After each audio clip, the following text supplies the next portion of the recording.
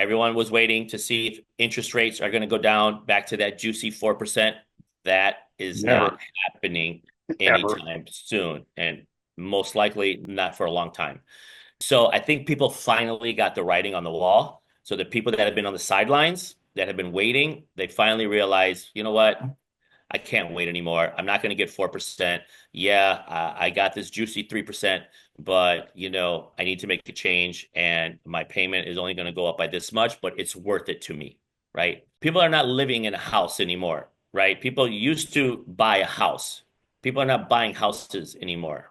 They're buying lifestyles.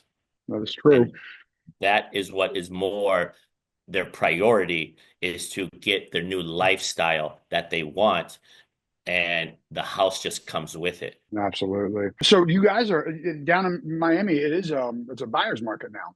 We're still in a seller's market. We're longer time on market. However, it's definitely, Atlanta's a growing city, so we probably won't transition to a buyer's market. The buyers have gotten more leverage as far as negotiations, which is great because that's a healthier market. Now is absolutely not the time to test the market. I'm going to see if I can get top dollar for my home. In Miami, it's a buyer's market. Definitely not the market to do it. Even Atlanta, it's a seller's market. It's still not the market to test the market to see if you can get top dollar for your home because it's probably not going to happen. You're wasting your time, wasting your agent's time. I would say to most people, they're usually so much want to speed up the process, and I tell them to slow down. I say, you know Mm-hmm. what? Because they all sometimes they'll say, "Oh, I want to change this, I want to change that, I want to do this, da da da," and then sometimes they're too quick to do it, and then they regret it.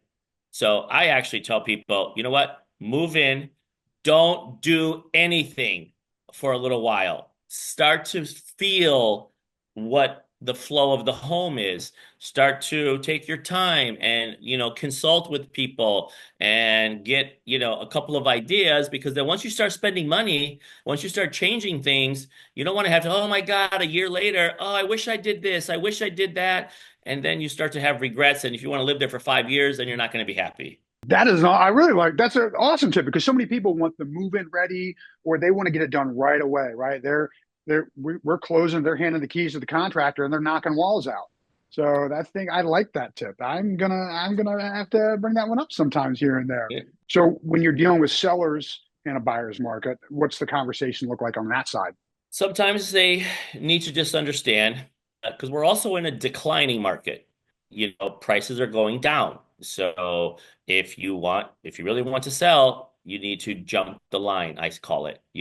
Jump the line, and you need to be positioned the property that will be the next one or two sold based upon the information. And they're either ready to hear it or they're not.